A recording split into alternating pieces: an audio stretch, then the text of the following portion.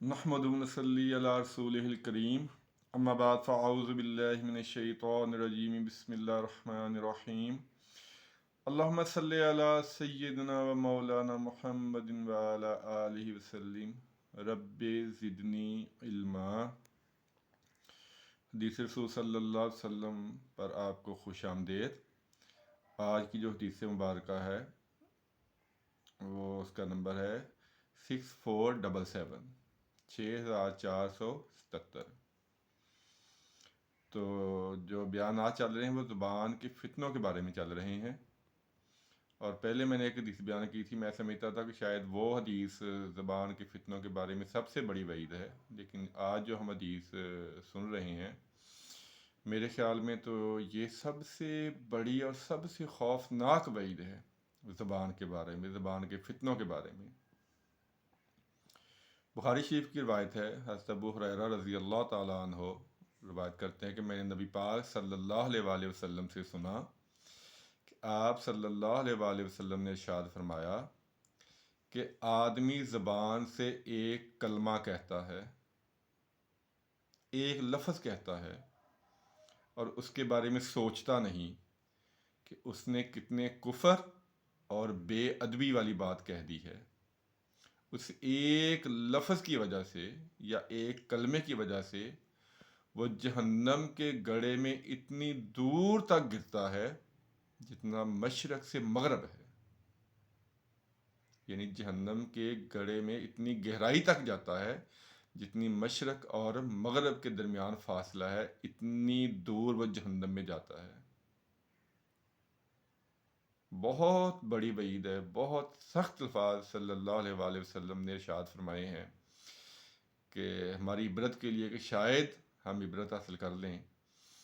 ज़बान के जो फितने हैं उनके बारे में बहुत बयानात हो चुके हैं, लेकिन जो आज ये हदीस मेरी नज़रों से गुज़री है, मैं तो पढ़ के ये परेशान हो गया हूँ कि जो हम ज़बान से सारा दिन पता नहीं क्या क्या कहते रहते हैं, तो उसका जो हिसाब किताब होगा, मेरे ख़्याल में ये जो हदीस बयान हुई है यही काफ़ी है हमें इबरत हासिल करने के लिए और हमें ज़बान पे काबू पाने के लिए। अगर हम इसको सोचें, इसके अल्फाज पे गौर करें कि नबी पाक सल्लल्लाहु अलैहि वसल्लम ने क्या इरशाद फरमाया कि सिर्फ एक लफ्ज़ या एक कलमा कहने से ज़बान से आदमी सोचता नहीं कि मैंने क्या कह दिया है, वो जहन्नम में इतनी गहराई तक जाता है जितनी मशरक़ से मगरब तक है। ये कोई कहानियों का किस्सा नहीं है, ये किसी का कौल नहीं है, किसी आलम का या किसी मौलवी का कौल नहीं है, नबी पाक सल्लल्लाहु अलैहि वसल्लम की हदीस मुबारक है। आपको मैंने नंबर भी बता दिया है और किताब का हवाला भी दे दिया है। तो ज़बान के जो इस्तेमाल है, उसके जो फितने हैं, वो तो एक ना ख़त्म होने वाला मजमून है। मैं तो जो रवायतें मेरे सामने आ रही हैं वो मैं बयान कर रहा हूँ सिर्फ इस नीयत से कि अल्लाह करे मुझ समेत हम अपनी ज़बान के इस्तेमाल को अगर सीख लें, कंट्रोल कर लें इसके ऊपर कि हमने इसको कहाँ पे इस्तेमाल करना है और कौन सा लफ्ज़ हमने इसे बोलना है और कौन सा नहीं बोलना, तो शायद हम भी जहन्नम के गड्ढे में जाने से बच जाएं। वरना ये ज़बान हमें कहीं का नहीं छोड़ेगी, हमारे तमाम नेक अमाल पे, तमाम नेकियों पे ये पानी फेर देगी। सिर्फ ये इससे जो हम इसको बेतहाशा इस्तेमाल करते रहते हैं बग़ैर सोचे समझे कि ये बात हमने कहनी है या नहीं कहनी, फ़ज़ूल गुफ्तगू, जब भी बैठे हों फ़ज़ूल गुफ्तगू करते रहते हैं और उसमें कई ऐसे अल्फाज कह लेते हैं जिनका हमें इल्म ही नहीं होता कि हमने क्या कह दिया है। अगर आपके पास टाइम है तो अल्लाह ताला का ज़िक्र किया करें, नबी पाक सल्लल्लाहु अलैहि वसल्लम पे दुरूद पाक पढ़ा करें। अगर कुछ नहीं कर सकते तो कम से कम खामोश रहा करें। खामोशी जो है बहुत बड़ी सादत है।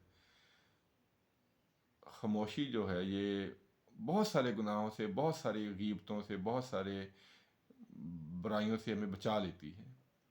तो अगर ज़बान का इस्तेमाल करना है तो सोच समझ के अच्छे अल्फाज के लिए अल्लाह का ज़िक्र, नबी पाक सल्लल्लाहु अलैहि वसल्लम पे दुरूद, अगर नहीं करना तो खामोश रहें।